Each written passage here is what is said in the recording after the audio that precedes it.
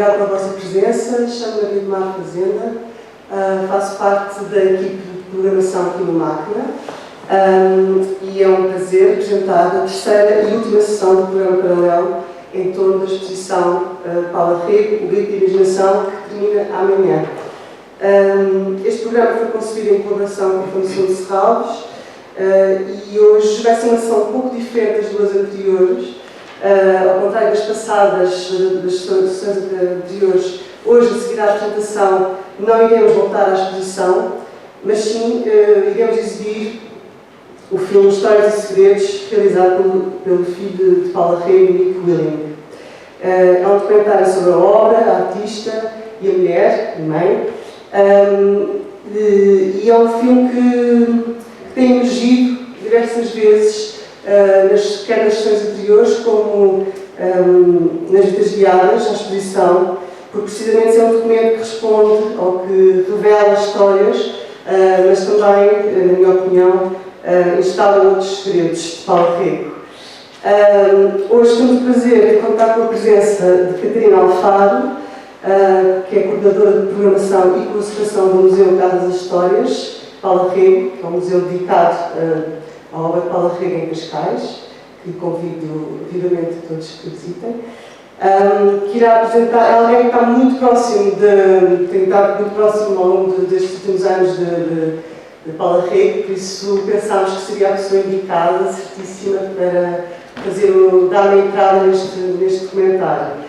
A sessão que preparou chama-se precisamente Paula Rego, Histórias e Segredos, Imaginação e Memória, e passo já a palavra à Catarina. Muito obrigada, Catarina, pela presença. Obrigada, eu, Maria do Mar. Acho que não está. Está a funcionar. Obrigada pelo convite.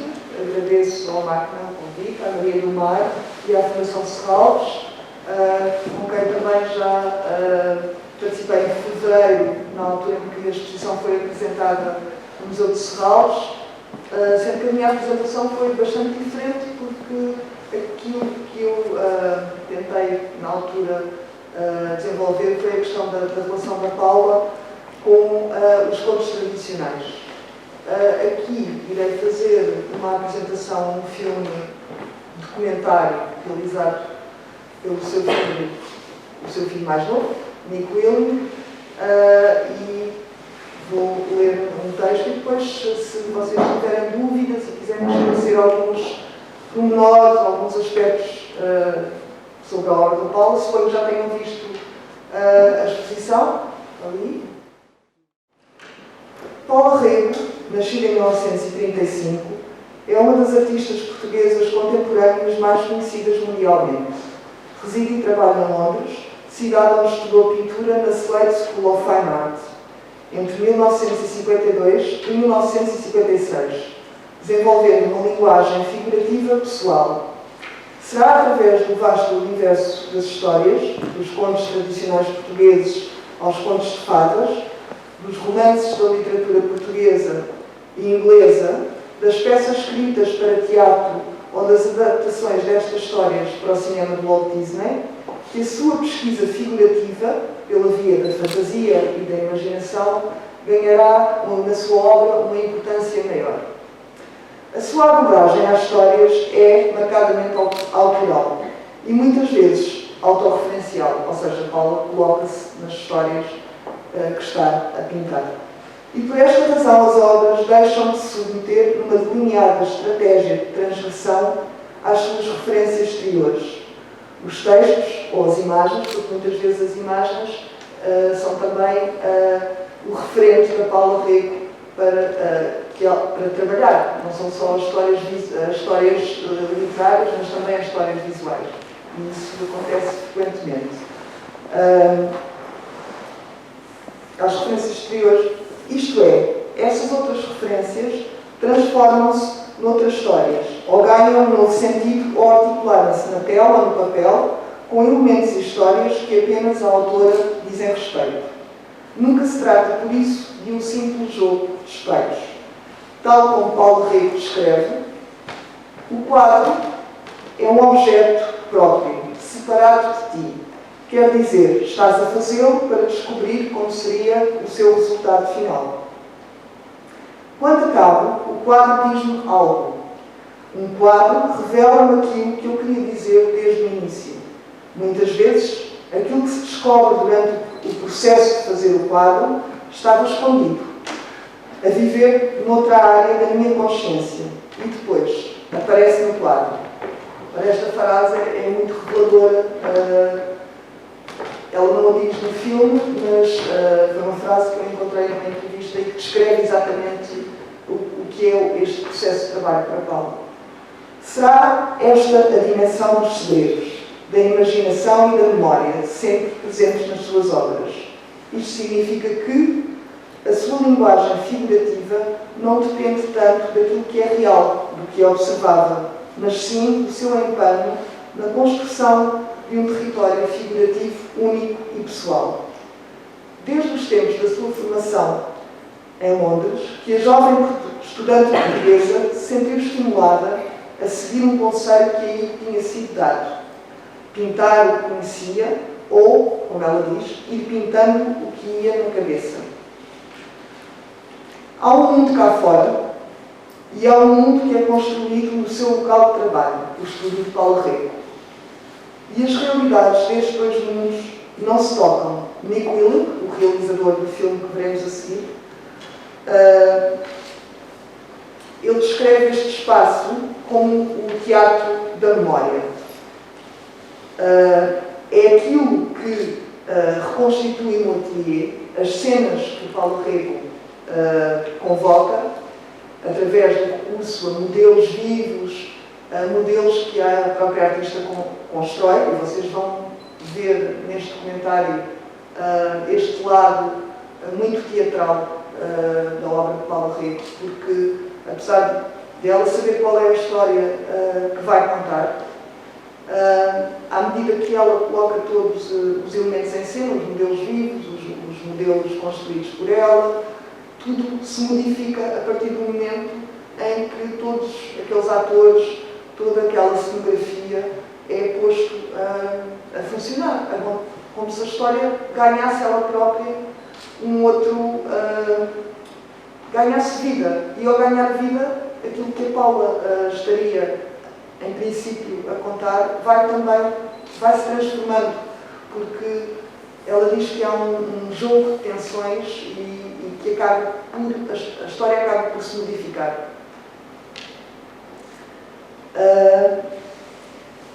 Portanto, aquilo que é construído no estúdio, muitas vezes, são as visões fantasmáticas, ou seja, tudo aquilo que a Paulo Rego se recorda de viver em Portugal, e Portugal é sempre uma referência, a referência dela, a infância. E porquê? Porque a infância é o lugar onde acontecem todas as histórias. No estúdio, Paulo Rego constrói o seu mundo de fantasia e encantamento, colocando nas suas pinturas aquilo que não é capaz de dizer, conferindo-lhes assim um poder mágico e revelador. No filme Paulo Rego, Histórias e Segredos, é sobretudo da mulher que trata, e só depois da artista. E assim é porque o realizador também se coloca no papel de filho. E Paulo Rego quase esquece da câmara de filmar, colocada acessoriamente naquele lugar de intimidade, onde o registro confessional entre mãe e filho ocorre naturalmente. O filme tem um caráter biográfico e introduz a espacialização das memórias e das referências identitárias da artista. É a partir da reflexão sobre as experiências vividas que o pensamento artístico de Paulo Rego se constrói, sendo a sua vida e a sua obra realidades inseparáveis. E isto é completamente verdade e revelado neste filme. E através deste filme, todo o processo, como tudo isto acontece, fica claro. Eu confesso que quando vi o filme, eu já trabalhava na Casa da História, já andava a estudar a obra do Paulo Rego já há alguns anos, mas quando vi o filme houve aspectos que de repente ficaram mais claros para mim. Portanto, eu acho que é mesmo um documento muito importante para percebermos como tudo funciona, como é que a pintura dela se desenvolve, o que é que está por detrás dessas pinturas e esses tais segredos que, por um lado, revelam-se, mas por outro lado nós percebemos que há ali mais e que esses nunca vão ser revelados. São mesmo nas pinturas. Neste filme, para além das suas obras mais marcantes, é apresentada uma série de objetos pessoais de Paulo Rego, como os livros da sua infância, que se tornaram referências essenciais para o desenvolvimento das suas narrativas figurativas. São também apresentados documentos fotográficos e fílmicos, bem como obras da sua coleção privada. Podemos também ver uma série de elementos que pertencem ao ateliê, tornando o contexto criativo da artista tangível, atual e interativo. Mas são também as histórias e os segredos de Paulo Rego que se revelam através de obras e sobre a forma de testemunhos da artista sobre o seu contexto criativo, as histórias que aquela obra em particular conta, ou, num plano mais profundo, o dos segredos, em que a obra é apresentada enquanto depositário de uma verdade escondida que só a artista diz respeito, mas que é também própria da essência humana, porque ela é sempre o seu tema e o seu elemento fundador. No filme nós vamos encontrar, não é que ele esteja completamente, nos apresente uma ordem cronológica da vida de Paula, mas eu destaquei alguns períodos. O primeiro período que nós podemos perceber melhor é o período entre a infância e a Slade School.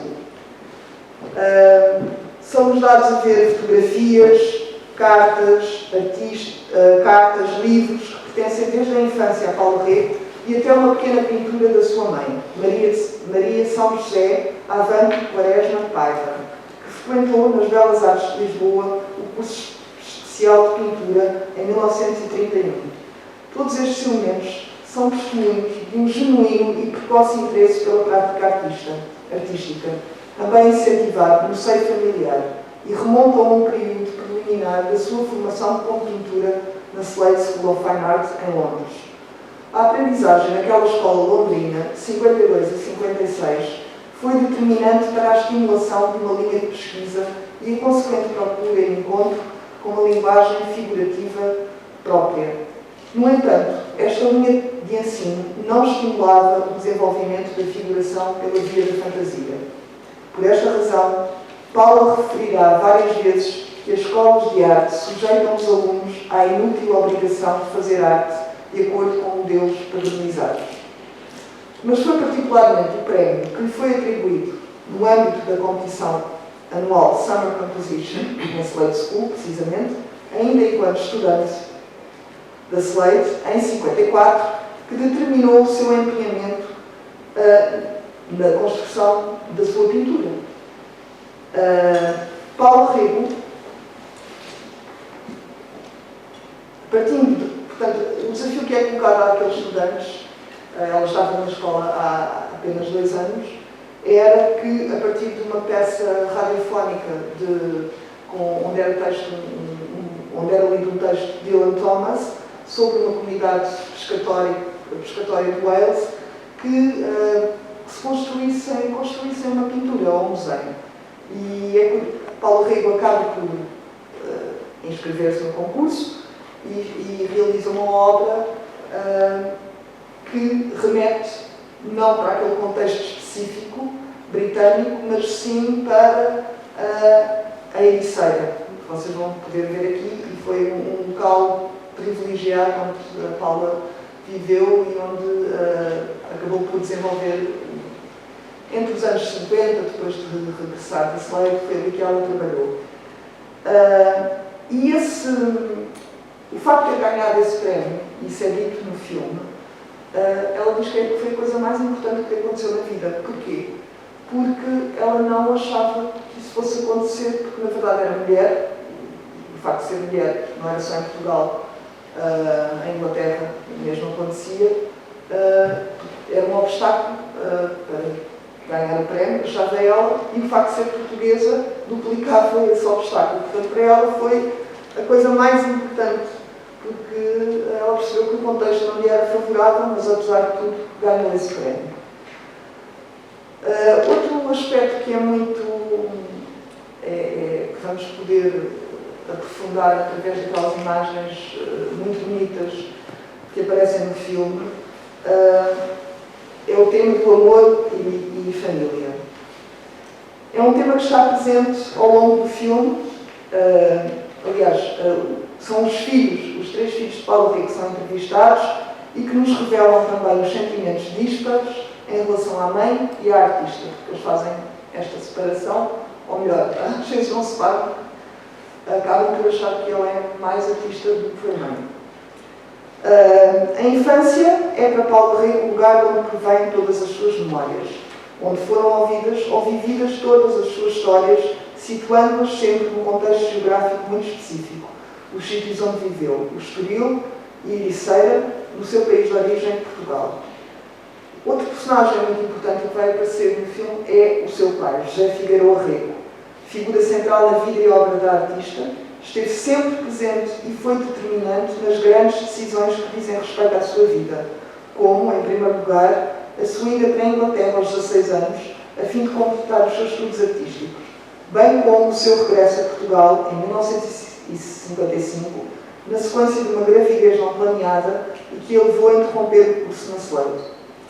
Detentor de um profundo desprezo pelo regime político autoritário português, vivido durante mais de 4 décadas, José Figueiredo Rego assumia-se também como anticlerical. Em contrapartida, admirava a cultura britânica, que conhecera bem durante o período em que viveu em Inglaterra, na companhia da sua mulher, enquanto a sua filha, Paula Rego, com 1 ano e 10 meses, estava em Portugal, entregue aos cuidados dos avós paternos. Aquele ideário político, familiar, moldou decisivamente a personalidade da artista e a reflexão que sobre o regime político português, concretiza na sua obra, pois esta realidade política que vivíamos nos anos 60 exigiu sempre um posicionamento e uma resposta crítica, uma descoberta do que é pessoal. Não há aqui nenhuma obra em exposição dos anos 60, mas a obra de Paulo Rego durante esta década é manifestamente política. E política até no sentido em que é muito crítica. Há referências muito explícitas relativamente a Salazar. Há uma obra que deverão conhecer, que é Salazar a Vomitar a Pátria. Há outras obras que se chamam Circo Ambulante, outras que se chamam Sempre às Ordens de Sua Excelência. Portanto, há uma verdadeira dimensão crítica e que, curiosamente, escapou à censura, porque estas obras entraram em exposições, na primeira exposição de artes plásticas da Gulbenkian, e em 61, aliás, a segunda exposição de artes plásticas, e não foram censuradas, ou seja, as obras, exceto o Salazar a Vomitar a Pátria, que nunca foi apresentado em Portugal. Portanto, a Paulo Rego acabava por sair um bocadinho incomum deste sistema crítico. Não sabemos bem como é que isso aconteceu. E ela também refere, aliás, é um dos amigos que vai, aliás, é o Jorge Sampaio que vai falar disso, e o Alberto e o Luís Amorim de Sousa, no filme, falam como é que isto aconteceu, mas como é que foi possível? Uma vez que a censura era tão visível, como é que ela tinha estas obras com estes títulos e a exposição? Enfim, talvez por ser mulher e achasse que ela acabava por ser muito inocente e muito ingênua e que não podia fazer obras que fossem tão diretas, cuja crítica fosse tão direta. Paulo Rego e Victor Willing. Este filme dá-nos também uma dimensão da relação de Paulo Rego com o seu marido. Uma dimensão muito cúmplice. Para além do enquadramento familiar favorável ao desenvolvimento da sua formação artística, Paulo Rego contou ainda com a cumplicidade de Victor Willing durante os anos em que viveram e trabalharam juntos. Admirado pelos seus colegas da Slade, Willing rapidamente se afirmou como o porta-voz da sua geração, como testemunhou o crítico David Sylvester. A sua genialidade e a personalidade carismática encantaram Paulo Rego imediatamente. A aproximação entre ambos estabelece também por mútua e profunda admiração artística. Na verdade, Victor foi, segundo Paulo Rego, a pessoa que melhor compreendeu o seu trabalho e isso uniu-os definitivamente. E agora vou citar uma frase do filme, porque é inevitável. Victor Willing era a pessoa que conhecia o meu trabalho melhor do que qualquer outra pessoa no mundo. Bastava olhar para o meu trabalho e sabia o que eu queria dizer. E não há nada mais especial do que isso. Quando alguém compreende bem o nosso trabalho. Essa pessoa compreende-nos bem a nós. De 1957 a 62, Victor viveu com Paulo Rego e com os filhos na Ericeira. E de 62 a 74, entre a Ericeira e Londres. Em 1966, diagnosticaram-lhe esclerose múltipla. No ano anterior, portanto em 73, tinha assumido a gestão de uma empresa deixada pelo sogro, em Lisboa, acabando a família por se fixar definitivamente em Londres em 74. Durante estes anos, o modo como ambos se dedicaram à prática artística foi diametralmente oposto. Isso vamos ver no filme. O Paulo Rego, durante o período que esteve na Ericeira, teve um momento verdadeiramente produtivo. Depois de ter os filhos e tudo se revelou muito produtivo. Ao contrário do Victor Willing, que vivia ali numa espécie de sonho. Ou seja, ele acaba também por perceber que não deixar a sua carreira artística para trás, porque finalmente estava confortável financeiramente e a vida dele foi muito castigada nesse aspecto antes de ir para Portugal e sentiu-se assim uma espécie de sonhar acordado, um daydreaming. Para ele, tudo aquilo era tão fascinante, viver num país com o clima mediterrâneo e com... De repente sentiu-se, ao contrário de Paulo Rego, que estava impulsivamente a trabalhar e a fazer estas obras muito políticas, através dos recortes e da caricatura também, lado. O Victor Willing andava ali meio a flutuar, a tratar dos filhos, era ele que tratava mais dos filhos do que a Paula. E isso deu muito prazer. Nos anos 70, assistimos, no final dos anos 60, a uma série de acontecimentos familiares que produzem na artista um sentimento de tensão trágica. A morte do pai, em 1966, o declínio dos negócios familiares e o diagnóstico da doença que afetará Victor Willing até ao final dos seus dias dão-se neste período. O sentimento de tristeza, de isolamento e as saudades de Londres manifestam-se na correspondência que a artista troca assiduamente com Alberto Lacerda. E agora vou ler um certo aqui de uma carta. Paulo Rego Alberto Lacerda, que foi o seu cúmplice durante muitos anos. Estou tão triste, tenho tantas saudades de Londres. Portugal está cada vez mais deserto. Todos os dias morrem pessoas conhecidas. Lisboa está cheia de táxis, pardais, homens grosseiros, obscuros, escarros e lixo.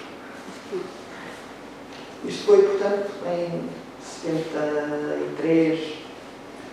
A sua linguagem figurativa mudará nos anos 70 também de contornos, encerrando-se um ciclo. A utilização da tinta acrílica, mais de acordo com o seu método de trabalho espontâneo e o seu impulso compulsivo para desenhar, permitem-nos explorar de forma diferente a cor no sentido global da composição. As cores vívidas que marcavam também as últimas tendências da moda londrina estão aplicadas em grandes planos de fundo, dos quais se destacam figuras desenhadas e de contorno negro bem definido, mas ainda recortadas e coladas, tal como fazia no início dos anos 60. Nos anos 80, e vocês poderão, é talvez o núcleo mais representativo das obras que estão aqui em exposição, são obras dos anos 80. Nos anos 80, a artista encontra uma nova linguagem visual radicalmente nova para contar as suas histórias pessoais, criando um universo ambíguo e complexo de interação entre humanos e animais. São criaturas com qualidades e comportamentos humanos, atirados para situações peculiares, dramas vívidos e que invadem ruidosamente a sua pintura. Este novo fogo criativo acontece num espaço de liberdade de interação com a realidade que, como explica, é finalmente recuperado. E aqui também há uma relação, que depois verão no filme, com o início de uma terapia. Ela iniciou a psicoterapia junguiana, portanto isto vai levar a que esse melhor conhecimento de si própria tenha reflexos na sua pintura. Ela irá dizê-lo muito claramente no filme. Nos anos 90, eu destaquei uma frase da Paula que é muito, que traduz o que é a vida dela nesta década. O meu lugar é o meu ateliê. Foi só no final dos anos 80 que a Paula teve um ateliê propriamente dito. O resto do trabalho dela era feito em casa, de uma maneira muito improvisada, mas a partir dos anos 90 ela encontra esse lugar de trabalho onde ela diz pertencer. A partir dos anos 90, as histórias contadas por Paulo Rego começam a ser encenadas, representadas e reinterpretadas num espaço de intimidade, onde ganham vida própria através dos modelos vivos, sobretudo Lila Nunes, que seguem as percepções da artista, enriquecendo-as sempre com as suas vivências e as suas próprias versões das histórias. É importante dizer que a Lila veio de Viseu e muitas vezes, e vocês vão perceber isso no filme, ela começa a cantarolar aquelas músicas portuguesas, a dar mesmo as histórias que às vezes a Paula, as histórias, os contos tradicionais, às vezes esquece. A Lila tem essa memória que faz parte também e alimenta a memória de Paula Rego. Isso é essa relação que existe entre o modelo e a artista é muito importante, sendo que às vezes as duas fundem-se. Isso seria outra conversa. No filme também é revelado o processo criativo da artista, a sua dimensão cênica, mas cito outro testemunho de Paulo Rego sobre este tema. Antes de mais, tens de ter um tema, antes de começar. É imensamente importante ter aquilo que eu chamo uma história. E depois, por vezes, tens de fazer estudos. Eu costumava fazer imensos desenhos, saídos da minha cabeça, para descobrir o que queria dizer. E depois arranjo modelos e disponho-os, copio-os, insiro-os nas pinturas, invento o cenário, que muitas vezes são casas que tive, como a minha casa da Ericeira, porque não sei onde mais podia situar estas cenas. Recentemente é mais difícil desenhar de cabeça e passei a arquitetar as cenas aqui e a construir coisas a partir de adereços a lugares. E depois componho tudo. A partir do momento em que estás empenhada no processo, na verdade, estás desesperada por acabar. As transformações que tudo isto sofre são colossais e corres imensos riscos. No estúdio, Paula constrói o seu mundo de fantasia e encantamento, colocando nas suas pinturas aquilo que não é capaz de dizer, conferindo-lhes assim um poder mágico e revelador. Paula Rego pinta para contar e é ao mesmo tempo personagem e narradora de histórias intemporais, reescrevendo-as no seu próprio tempo. Nesse seu contato pela pintura, assistimos sempre a um processo de questionamento, mas também de revelação crua e muitas vezes brutal da natureza humana e das relações que os humanos estabelecem entre si, sejam elas familiares, amorosas ou políticas, e as suas obras tornam-se no próprio pulsar desse território inóspito onde o drama se instala. Pronto, eu terminei a minha apresentação, não sei se tem